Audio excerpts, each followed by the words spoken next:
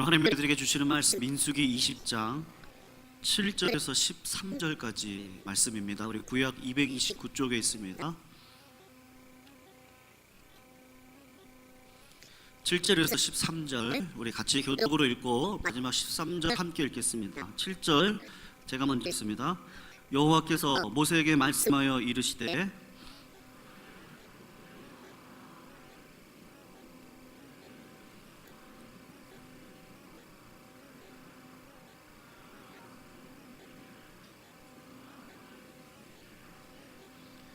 모세가 그 명령대로 여호와 앞에서 지팡이를 잡으리라.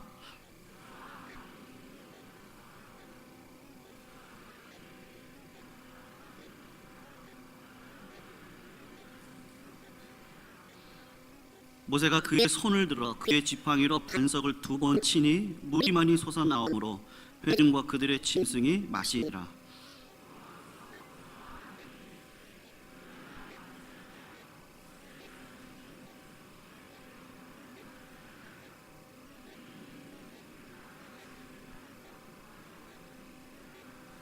같이 읽습니다.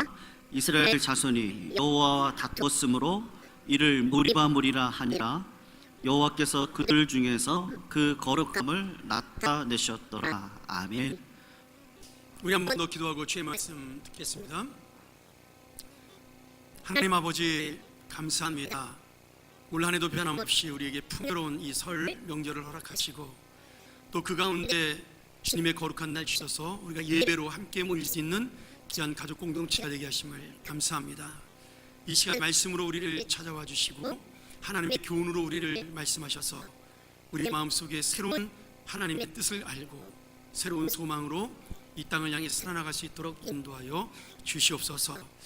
하나님께서 우리의 삶을 인도하신다는 사실을 오늘 이 찬양을 통하여 빛으로 알게 하시고 등불로 알게 하시고 이 말씀만이 우리의 소망임을 깨닫게 하여 주시옵소서. 부족한 자 오직 주의 손에 쓰임 받기를 원하오며 예수님의 이름으로 기도합나이다. 아멘. 제가 꽤 오래전에 어느 경상도 목사님이 경험하신 이야기를 듣고 공감한 적이 있습니다. 이 목사님이 이제 조그만 교회를 하고 있을 때 얼마나 그 교회를 부흥시키기 위해서 열심을 냈겠어요. 이제 한 여성도가 교회를 나오게 되었습니다. 근데 그 여성도 남편은 나오지 않고 아이를 데리고 이제 이 성도님께서 나오신 겁니다. 잘 나오다가 어느 날 갑자기 이유 없이 결석을 하시게 되었습니다. 그래서 목사님이 사모님과 함께 그 집으로 신방을 간 거죠. 밖에서 그 집에 초인종을 띵동 누른 다음에 어느 교회에서 왔습니다 이렇게 인사를 했더니 그 집 아들이 문을 빼꼼 열고 이렇게 나와보더니 목사님이 왔으니까 너무 좋아서 문을 활짝 열어야 되는데 급하게 그냥 집 안으로 뛰어들어가면서 아빠에게 소리를 지른 거예요. 아빠 빨리 나와봐. 우리 교회 목사님 오셨어. 엄마 없는데 빨리 아빠가 나와봐. 이렇게 소리를 지른 겁니다. 근데 그 아내분이 안 계셨는지 갑자기 그 방 안쪽에서 큰 남자 목소리가 들렸는데 약간 술 취한 목소리로 이렇게 소리를 지르는 겁니다. 죄송합니다. 강단인데 그분 말씀 그대로 제가 전달하면 뭐? 목사가 왔다고? 야 목사 새끼가 왔을 땐 빨리 네 어미 찾아와야지 뭐하고 있는 거야? 이 아이가 이제 아빠한테 막 그러는 거죠. 아빠 나 엄마 어디 있는지 몰라. 목사님이 오셨다니까. 이 술 취한 그 아빠가 또 이렇게 이야기한 거죠. 야 목사가 우리 밥 먹였냐? 빨리 꺼지라 그려. 다리 부러지기 전에. 밖에서 목사님은 아무 이유도 없이 한 방 맞은 거죠.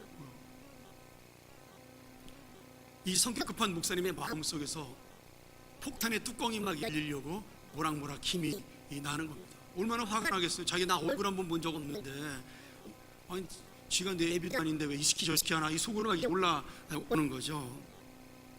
근데 그 순간에 성령님이 그 마음을 붙잡으신 겁니다. 야 참아라. 모르고 그러는 건데 참아야지. 술 취한 사람이 그러는 건데 참아야지. 그래서 열리던 폭탄 뚜껑을 닫고 그 뚜껑은 목사님 마음속에서 폭탄은 터진 거예요.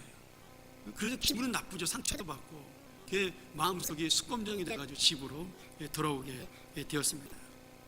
근데 말이죠, 놀랍게도 몇 년이 지난 다음에 그 남편이 아내의 전도를 받고 교회에 나오게 된 겁니다. 교회 나온 것뿐만 아니라 그 교회에서 잘 양육받고 훈련받아가지고 정말 그 교회에 쓰임받는 일꾼으로 성장을 해서 그 교회 모두 칭찬받는 사람이 된 거죠. 목사님이 그 집사님을 볼 때마다 야, 내가 그날 그 집안에다 내 마음의 폭탄을 안 던지길 참 잘했다, 항상 그렇게 생각을 하신다고 합니다. 여러분, 사람들은 말이죠, 누구나 마음속에 폭탄을 가지고 있습니다. 우리나라에 뭐 그런 속담이 있지 않습니까? 주머니 속에 다 송곳이 있다. 그 주머니 속의 송곳은 감출 수가 없다, 언젠간 튀어나온다. 근데 그리스도인들은 다른 의미에서 이 송곳이 내 몸을 찌르더라도 바깥으로 튀어나오지 아니하고 안쪽으로 찌를 수 있도록 우리는 그렇게 해야 한다는 거죠. 그 폭탄을 바깥에 안 터뜨리고 그 감정의 폭탄을 내 안에서 터지게 함으로 내 마음은 숯검정이가 되어도 바깥에 있는 사람은 평안을 누리게 하는 것이 주님의 마음입니다. 예수님께서 이 땅을 사시면서 개인적인 감정으로 화를 내신 적이 한 번도 없습니다. 예수님도 화를 내셨죠. 요한복음 2장에 보면 성전을 더럽히고 장사했던 무리들을 내쫓으면서 예수님이 분노하셨습니다. 그런 장면들이 몇 군데 나오지만 예수님은 개인의 감정이나 아니면 개인의 마음 때문에 화를 낸 적이 한 번도 없습니다. 심지어는 자기 사랑하는 제자가 자기를 팔고 돈을 받고 팔고 배신했음에도 불구하고 자기를 쫓았던 수많은 사람들이 십자가에 매달린 당신을 보고 안타까워하지 아니하고 비웃고 내려와 보라고 소리 지르는 그 모습을 보면서도 예수님은 그들을 미워하지 않고 화내지 않고 저들의 죄를 용서해 달라고 그렇게 기도를 하셨던 분이죠. 그리고 그 결과로 인해서 배신했던 예수님의 제자들은 돌아오게 되었고요. 물론 가룟 유다는 너무나 양심의 가책을 받고 자살하고 끝났지만 나머지 도망갔던 제자들은 다 돌아와 주님처럼 복음을 위해 살게 되었습니다.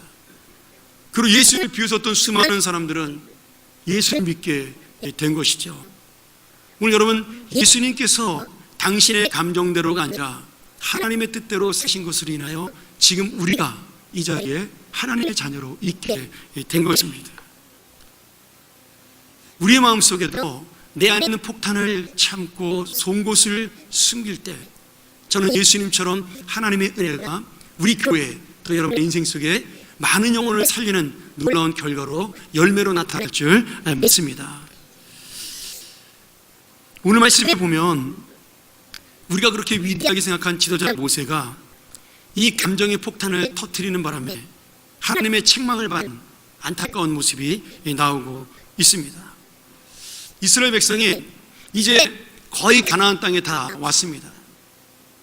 모세가 120살 가까이 되었을 때 르비딤이라는 장소에서 짐을 풀었는데 거기에 물이 없는 거예요. 그래서 모세에게 우리를 여기까지 와서 목말라 죽게 하느냐, 여기는 농사지을 물도 없고 뭐 짐승과 가축을 먹일 물도 없다, 왜 우리를 이곳에 인도했냐고 막 항의를 하고 불평하면서 모세에게 달려든 겁니다. 여러분, 이거 어디서 많이 본 장면 아닙니까? 제가 예전에 출애굽기 17장을 설교하면서 똑같은 이 본문의 내용을 설교한 적이 있습니다.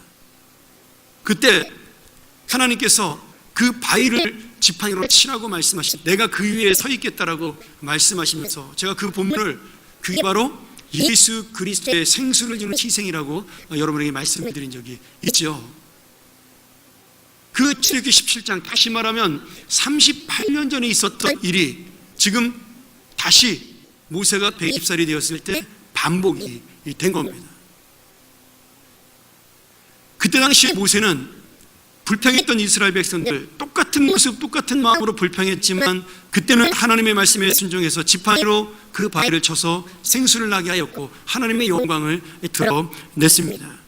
그런데 지금 똑같이 지팡이를 치고 물을 내지만 이제는 모세의 마음이 그때와 달라진 겁니다. 자, 그래서 이 내용을 좀 자세히 살펴보면요, 하나님께서 모세와 아론에게 물을 내라고 바위에게 명령하라고 말씀하십니다. 여러분, 이게 굉장히 큰 차이가 있어요. 출애굽기 17장에서는 지팡이로 그 바위를 치라고 말씀하셨습니다. 왜냐하면 하나님을 치라는 뜻으로 말씀하신 거예요.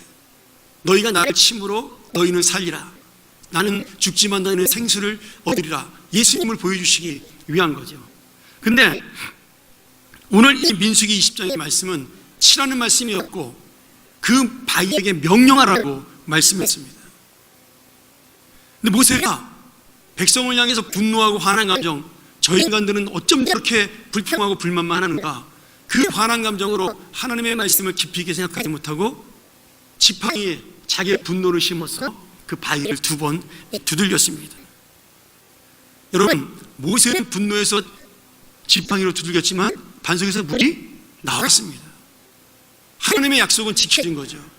여러분, 이게 참 중요한 겁니다. 우리가 우리의 감정과 우리의 의지로 내가 살아도 하나님의 역사는 하나님 뜻으로는 이루어진다는 거예요. 나와 상관없이. 이 말씀은 뭐냐면 지금까지 일어난 모든 기적들, 하나님의 능력은요, 모세의 능력이 아니라는 거예요. 모세와 상관없이 하나님은 이 기적을, 이 능력을, 우리를 향한 은혜를 베풀어 주신다는 겁니다. 우리는 착각하는 거죠. 모세하고 아론이 지금 뭐라 그래요? 내가 너희에게 물을 주겠다라고 그렇게 이야기를 합니다. 그러니 많은 기적을 일으키는 사이에 모세도 마음이 변한 거예요. 자기도 모르는 사이에. 근데 이 말씀을 보면서 하나님이 모세야, 네가 나의 거룩함을 드러내지 못했으니까 10절에 보면 그렇게 말씀하시죠. 너는 네가 소원하는 가나안 땅에 들어가지 못한다. 이렇게 하나님이 책망하셔요. 여러분, 이 말씀 굉장히 놀라운 말씀 아닙니까? 아니, 모세가 40년 동안 이 광야를 살아왔던 이유가 뭐예요? 가나안 땅에 들어가기 위함입니다. 근데 하나님은 모세의 그 마지막 소원인 가나안 땅에 들어가는 것을 못 들어간다라고 이 화낸 것 때문에 책망을 하신 거예요.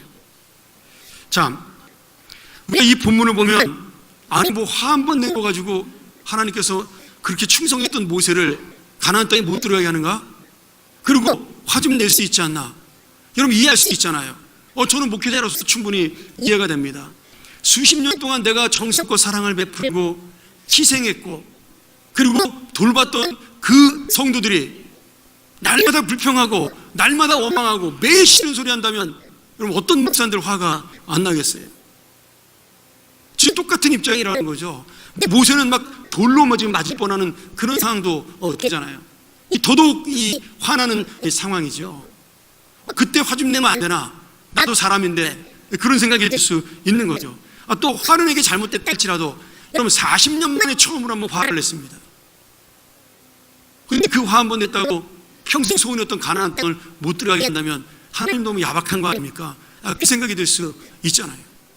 그런데 우리가 여기서 하나님의 말씀을 잘 이해해야 됩니다. 여러분, 성경은 어떤 때는 이렇게 하라고 어떤 때는 저렇게 하라고 똑같은 상황에서 다른 말씀이 나올 때가 있어요. 그리고 어떤 사람에게는 이렇게 하고 어떤 사람에게는 저렇게 합니다. 예를 들면 이런 거죠. 사도행전에 베드로는 전도했더니 3,000명이 회개하고 예수를 믿어요. 근데 스데반은 똑같이 복음을 전했더니 돌멩이가 3,000개가 날라왔어요. 똑같은 복음을 전했는데, 아니 복음의 내용이 질적인 면으로 볼 때는 스데반께 훨씬 더 수준이 있는데 설교 잘한 스데반은 돌멩이 맞고 하나님의 복음을 간단하게 전한 베드로는 3,000명의 성도를 얻었단 말이죠. 똑같은 시대에 똑같은 교회에서 그런 일이 일어난다라는 거예요. 근데 중요한 건 그 모든 것에 하나님의 뜻이 담겨 있다라는 거죠. 어떤 사람이 이렇게 하고 어떤 사람이 저렇게 해서 나 비교해 보니까 불평이다. 여러분, 성경은 그것을 이야기하려는 것이 아닙니다. 또 우리가 성경을 보면서 그렇게 생각해서도 안 되는 것이고, 여러분의 삶을 보면서도 저 사람은 나랑 똑같이 봉사하는데 왜 저렇게 잘 살고 나는 주님 앞에 충성하는데 왜 이 모양 이 꼴이냐, 그것이 아니라는 거예요. 성경과 하나님은 오늘 우리에게 주님의 뜻이 무엇이고 주님의 목적이 무엇이냐를 분명하게 보여주고 있는 겁니다. 지금 모세의 잘못이 화를 냈느냐 아니면 뭐 지팡이를 바위로 쳤느냐 입으로 명령했느냐, 그런 수준의 차이가 아니라는 거예요. 하나님 말씀에 보면 하나님의 거룩함을 나타내지 못했다라는 데 핵심이 있습니다. 자, 여러분, 하나님의 거룩함이 무엇일까요? 그게 중요하죠. 여기서 말하는 거룩함은 뭐 깨끗하고 성결하고 그런 것도 포함이 되지만 그것보다 더 깊은 뜻이 있습니다. 무슨 말씀이냐면 이 하나님의 거룩함은 다른 영혼을 구원하는 거룩함입니다. 여러분, 죄인은 죄인을 구원할 수가 없습니다. 그래서 예수님이 오신 거잖아요. 그러니 사람을 구원하기 위해서는 반드시 거룩함이 필요합니다. 완전함이 필요해요. 그런데 그 하나님의 완전함과 거룩함으로 죄악된 이스라엘 백성들을 지금 구원했는데, 지금 모세가 분노하고 화를 내며 마음속에 품은 이스라엘 백성에 대한 정죄함으로 그 하나님의 구원하시는 거룩한 사랑, 거룩한 은혜를 망쳐버리고 말았다는 거예요. 자, 좀 더 자세히 가보죠. 이스라엘 백성이 구원을 받은 것은 자신들의 공로가 아닙니다. 그들이 이집트에서 노예 생활할 때 하나님은 기적을 일으켜서 그들을 강권적으로 구원하셨습니다. 철저하게 하나님의 능력과 은혜로 구원했어요. 모세를 하나님이 세운 것도 모세가 뛰어난 인물이기 때문에 하나님이 지도자로 세운 것이 아니라 안 하겠다는 사람을 하나님께서 모세를 들어서 이스라엘 백성의 지도자로 세웠습니다. 지금 이스라엘 백성이 구원받은 것이나 모세가 지금 하나님의 지도자로 선 것이나 똑같은 하나님의 은혜고 하나님의 전적인 이 사랑입니다. 오늘 우리가 여기 있는 모든 분들도 구원받고 함께 은혜 받는 것도 누가 더 부자고 누가 더 많이 배웠고 누가 더 착하고가 아니라 처음부터 끝까지 하나님의 전적인 은혜로 우리가 이 자리에 같이 있는 거죠. 그러니까 지금 모세는 이 하나님의 구원을 받고 하나님의 지도자가 된 이유를 알아야 한다는 거예요. 그는 내가 리더가 되고 내가 지도자가 되어 내 영광을 드러내기 위해 이 사역을 감당하는 것이 아니라 철저하게 하나님의 도구가 되어 이스라엘 백성이 가나안 땅에 들어갈 때까지 인도하는 지도자의 역할을 감당하는 겁니다.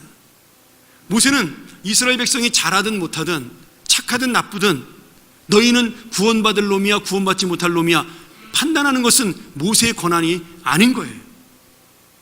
모세의 사명과 권한은 그냥 그들을 사랑해서 가나안 땅에 데려다 놓는 것, 그 이상도 이하도 없는 겁니다. 그런데 지금 모세가 세월이 지나면서 하나님에게 인정을 받고 사람들에게 존경을 받으면서 자기 마음속에 뭐가 생겼어요? 그 백성들을 내가 판단할 수 있다는 착각을 하게 된 겁니다. 여러분, 아무리 영광을 많이 가진 사람도 아무리 높은 자리에 오른 사람도 하나님의 도구 이에는 아무것도 아닙니다. 몇십만 명을 목회하는 빌리그리안 같은 목사님이나 저같이 이렇게 한 500~600명을 놓고 목회하는 목사나 두세 명을 놓고 하는 목사나, 여러분, 하나님의 목적은 딱 하나예요. 영혼을 구하는 것 외에 아무것도 없습니다. 그 영혼을 사랑하고 그 영혼과 함께하는 것, 돌보는 것, 그거 외에는 아무것도 없는 거죠. 그것이 바로 모세의 사명입니다. 근데 모세는 시간이 지나면서 마치 이스라엘 백성의 구원을 자기가 어떤 담당할 수 있는 것이냐 착각을 한 거예요. 뭐 처음부터 끝까지 그렇게 깊이 있게 생각은 아니지만 그런 생각이 스멀스멀 들어온 겁니다.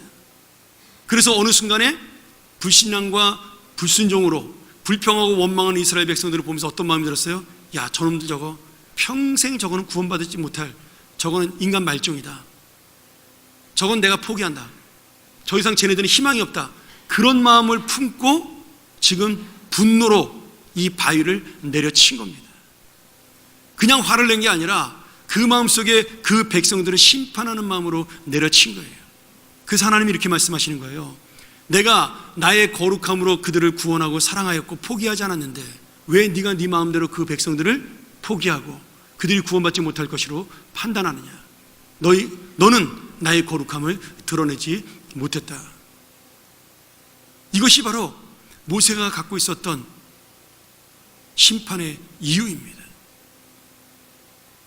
하나님께서는 이스라엘 백성을 끝까지 버리지 않으시는데 모세는 나도 모르는 사이에 그들의 영혼을 포기하게 된 겁니다. 물론 하루 이틀 쌓인 건 아니죠. 수십 년 동안 불순종하는 이스라엘 백성들을 보면서 모세의 마음속에도 차곡차곡 그 상처가 쌓인 겁니다. 그리고 어느 순간에 그들을 저거 포기해야 되겠다, 도저히 희망이 없다, 그런 마음을 갖게 된 것이죠. 여러분, 목회를 하다 보면 이런 마음이 이해가 될 때가 있습니다. 어떤 성도에게 사랑과 희생과 정성을 베푸는데 변하지 않는 사람이 있으면 목사도 그런 마음이 들 때가 있어요. 저 사람 하나님 버리신 거 아닌가. 죄송합니다. 그런데 그것은 우리의 감정일 뿐이라는 거예요. 하나님은 단 한 번도 한 영혼이라도 포기하신 적이 없습니다. 우리가 포기하는 것이죠. 여러분, 예수를 오래 믿으면 우리가 그런 판단하는 자리에 자꾸 쓰려는 마음이 생기게 됩니다. 이 모세의 죄는 자기의 감정과 욕심으로 하나님이 구원한 백성을 정죄한 죄입니다. 또 하나의 모세의 죄는 하나님과 백성들의 인정을 받다 보니 자기가 하나님처럼 그들을 판단하는 죄를 저지른 겁니다. 모세만 그럴까요? 모든 사람이 예수를 오래 믿고 신앙이 자라다고 성숙하다 보면, 세월이 지나다 보면 이러한 잘못을 범할 수 있다는 거예요. 가장 하나님의 목적과 뜻을 잘 알고 있던, 그리고 백성들을 사랑했던 모세가 어느새 오랫동안 타성에 젖으면서 이스라엘 백성의 불평에 지치고 감정이 쌓이면서 그 은혜의 마음을 놓치고 이 백성을 포기하려는 마음까지 가지게 된 것이에요. 모세가 나쁜 사람입니까? 아닙니다. 모세가 어떤 사람이에요? 우리 출애굽기 32장 32절 한번 볼까요? 우리 같이 한번 읽었으면 좋겠습니다. 자, 시작. 그러나 이제 그들의 죄를 사하시옵소서. 그렇지 아니하시오면 원하건대 주께서 기록하신 책에서 내 이름을 지워버려 주옵소서. 여러분, 이게 출애굽기 32장의 이 말씀은요, 모세가 출애굽을 하고 난 다음에 1년 지나서 시내산에 율법을 받으러 간 그 40일 동안, 우리 지난번 설교 들었죠?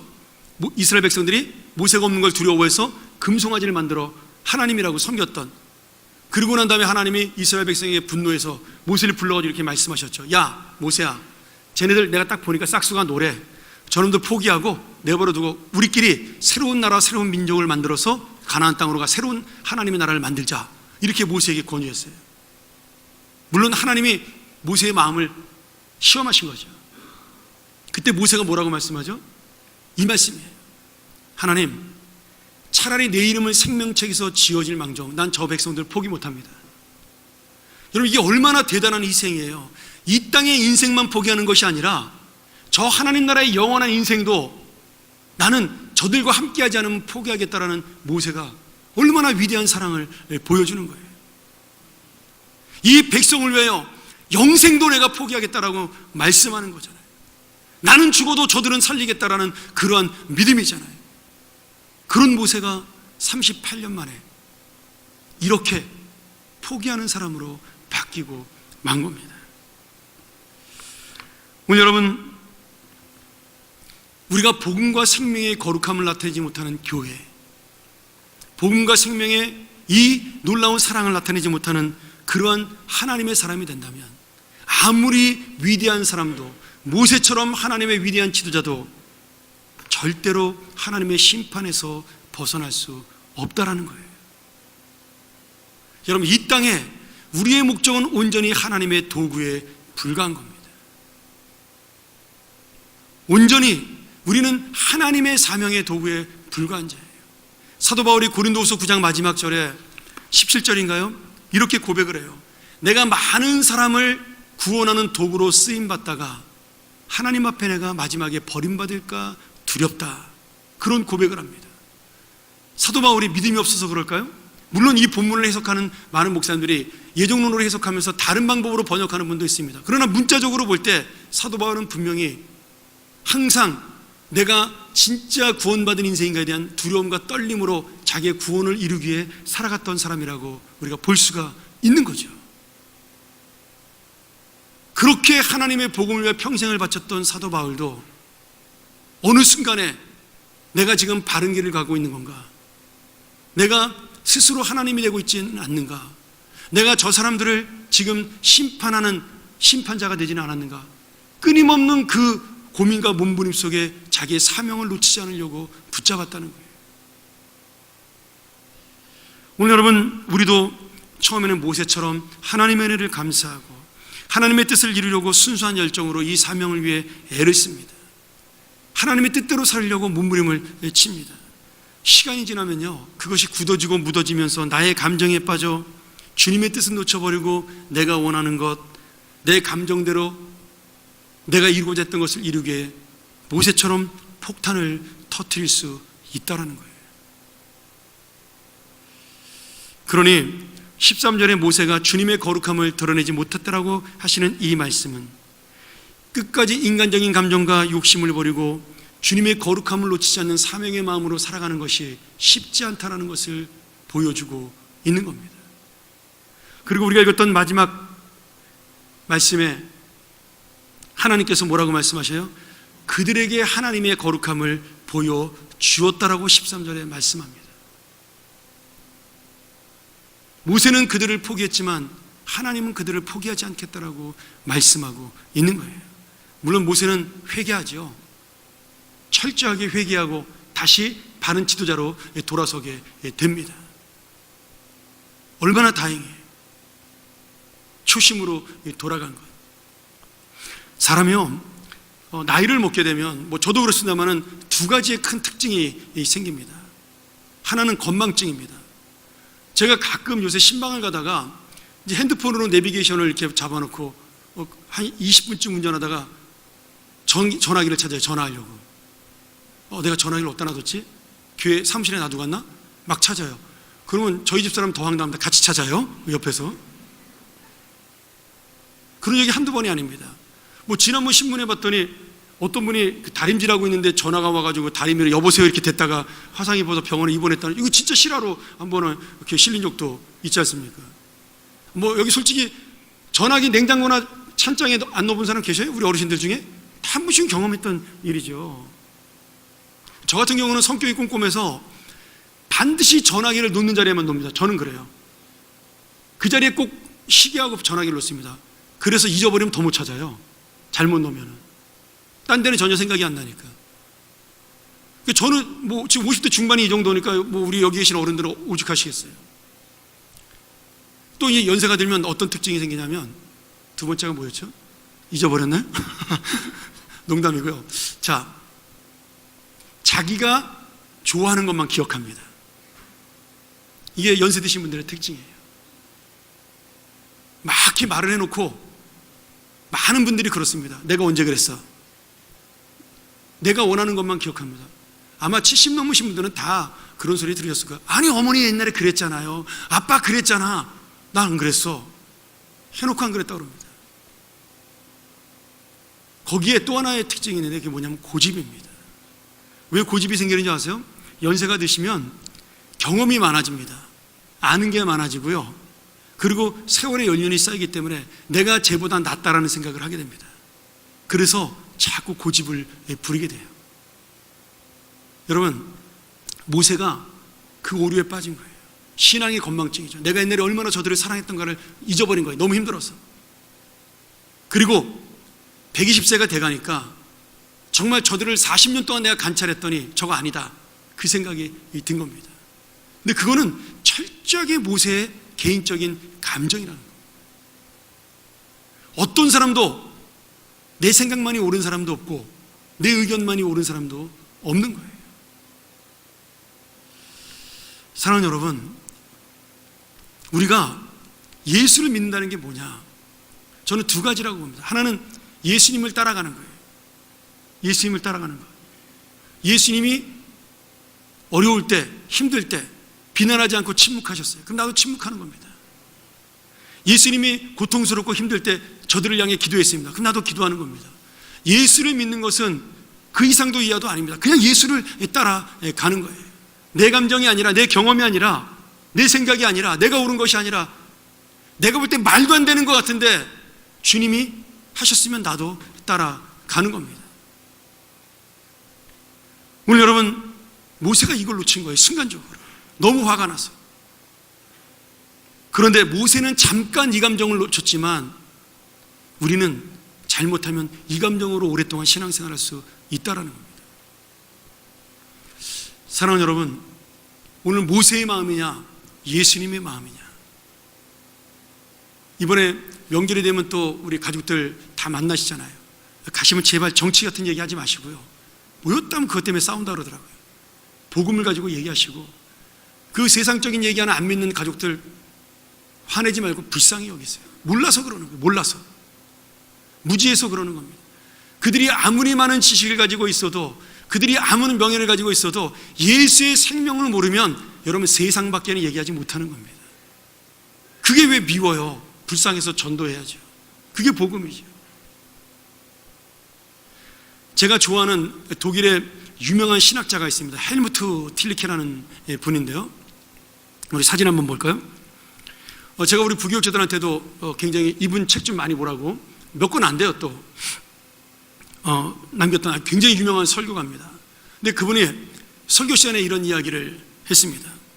나는 인간의 우상이 되기보다는 하나님의 눈이 주목하는 한 마리의 벌레가 되고 싶다.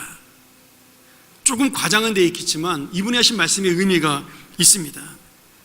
사람은 조금만 능력이 있고 유명해지면 자기 스스로 우상이 됩니다. 남들이 인정해주고 내가 남에게 많은 봉사와 희생을 하고 사명을 감당하면 그것 때문에 우쭐해지는 마음이 생겨납니다. 그러면서 스스로 우상이 되어 하나님의 영광을 가리게 되죠. 그런데 벌레는 어떠한 경우에도 높아질 수가 없는 겁니다. 벌레가 아무리 이뻐도 사람들은 그 벌레를 피하지 그 벌레를 사랑하지는 않습니다. 그러니 이 벌레는 결코 스스로 높아져서 하나님의 자리를 넘보지 않는다라는 거예요. 여기 핵심이 있는 겁니다.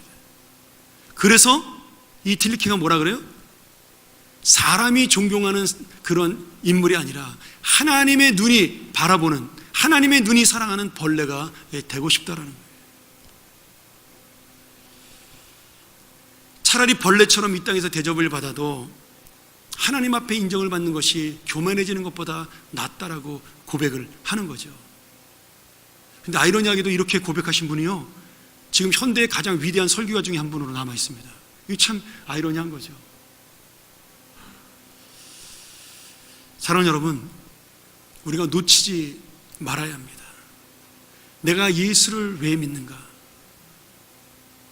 모세가요 120살이 되었을 때 하나님이 모세를 부르십니다. 우리가 다음 주에 이 설교를 들을 텐데, 그리고 모세에게 말씀하셔요. 야, 너 오늘 느보산에 올라가서 죽어라. 이렇게 말씀하셨어요. 건강한데 젊은이처럼 지혜도 있고 모세는 기억력도 떨어지는 사람이 아닙니다. 근데 하나님이 모세를 불러가지고 너 이제 죽어. 근데 모세가 그 한마디에 내라고 순종하고 느보산에 올라가서 아무도 모르게 혼자 올라가서 죽습니다. 시신도 못 찾아요. 그 시신이 우상이 될까봐 하나님이 감춰버리셔요. 여러분, 모세가 왜 그렇게 순종할 수 있을까요? 이것을 깨달았기 때문이에요. 이 자기가 실수했던 모습, 내 목적은 우리의 백성들이, 내 후손들이 가나안 땅에 들어가는 것이다. 하나님이 네가 죽어야 가나안 땅에 들어갈 수 있다, 그렇게 말씀하셨기 때문에 내가 죽는 것이 서운하거나 두렵지 않다라는 거예요. 여러분, 실제로 모세는 가나안 땅에 못 들어가진 않았습니다. 왜냐하면 살지 못한 거지, 모세가 죽었던 그 산 자체가 다 가나안 땅이에요. 상징적으로 말씀하는 겁니다. 어떤 학자들은 그래서 이렇게 이야기하죠. 모세는 율법을 만든 사람이기 때문에 율법으로는 우리가 하나님 나라를 들어갈 수 없다라는 것을 예수 그리스도의 보혈을 강조하기 위해서 모세를 상징적으로 죽이신 것이다, 이렇게 해석하는 학자도 있습니다. 뭐 맞는 말씀이죠. 근데 지금 모세 개인적으로는 그런 겁니다. 내 목적은 이 백성이 가나안 땅에 들어가게 하는 것이면 하나님께서 나를 못 들어가게 한다고 말씀하셨으니까 내가 죽어야 들어가는 거예요, 결론은. 그래서 모세는 하나님이 죽으라고 말씀하실 때 그냥 죽은 겁니다. 아무 소리 하지 않아요. 모세는 마지막은 예수님처럼 죽은 거예요. 여러분, 그것이 바로 하나님의 사명을 바라보고 하나님의 영혼을 바라보는 사람들의 마음이라는 겁니다. 말씀 마치죠. 우리가 놓치지 말아야 되는데요, 하나님께서 이스라엘 백성을 포기하지 않았듯이 부족한 우리 모두를 주님께서 지금도 은혜로 감싸고 있다라는 겁니다. 수도 없이 포기해야 될 만큼 죄악된 우리를 하나님은 지금도 사랑하신다라는 거예요. 내가 포기하고 내가 미워하고 내가 싫어했던 사람들을 주님께서는 그들을 하나님의 자녀로 만들기 위하여 지금도 하나님의 열심으로 사랑하신다라는 사실입니다. 그러니 내가 싫어도 포기하지 못하는 거죠. 이런 나와 여러분을 위해서 예수님께서 십자가에 죽으시고 우리를 구원하셨고 지금도 우리를 위해서 포기하지 않고 기도하고 계신다라는 사실입니다. 오늘 여러분, 우리 마음속에 있는 폭탄을 터뜨리느냐, 하나님의 복음의 폭탄을 터뜨리냐. 오늘 이 말씀을 통하여 우리가 다시 한번 하나님의 놀라운 은혜를 경험하고, 그리고 내가 시간이 지날수록 예수의 마음이 깊어지고 예수의 사랑이 깊어지는 우리 귀한 주님의 자녀들이 되기를 주의 이름으로 축복합니다. 우리 같이 한번 이 시간 기도하죠. 우리 한번 이 말씀 기억하면서 기도했으면 좋겠습니다. 하나님의 사랑은 어제나 오늘이나 변함이 없습니다. 예수의 은혜는 어제나 오늘이나 변함이 없죠. 그 사랑으로 우리가 살아갑니다. 그리고 그 사랑은 모든 내가 미워하든 좋아하든 모든 사람에게 동일합니다. 내가 판단하지 않고 내가 정죄하지 않고 오직 나는 그들을 사랑할 자격 외에는 아무것도 없다는 사실을 깨닫고, 오늘도 다시 한번 이 명절에 만나는 사람들, 내 주변에 있는 사람들, 사랑하는 내 교회 형제 자매들을 하나님의 가족으로, 하나님의 포기하지 않는 백성으로 우리 함께 가는 그런 귀한 믿음을 달라고 우리 시간 같이 이 통성으로 기도하겠습니다. 하나님 아버지, 오늘 이 말씀을 통하여 우리가 아무것도 아닌 도구에 불과하다는 사실을 깨닫고, 내가 무엇을 향하여 쓰임받는 도구인가를 바울처럼 깨닫고 모세의 말년처럼 깨달아 예수 그리스도의 사랑을 담고 살아가는 자 되게 도와 주시옵소서. 아버지 하나님, 오늘 이 하나님의 말씀, 하나님의 거룩함을 드러내는 이 귀한 명령이 바로 우리의 삶이 되게 도와주시고 우리의 믿음이 되게 도와주시고, 내가 변하지 않는 믿음의 사람으로 살아갈 우리의 진리가 되게 도와 주시옵소서. 하나님 아버지, 예수를 믿으면 믿을수록, 시간이 지나면 지날수록 예수의 마음이 깊어지기를 원하는 우리 사랑하는 교우들이 되게 도와 주시옵소서. 예수의 뜻을 따르는 교회가 되게 하여 주시옵소서. 하나님의 거룩한 복음, 구원의 은혜를 나타내는 우리 귀한 하나님의 백성들이 되게 축복하여 주시옵소서. 예수님의 이름으로 기도합나이다. 아멘.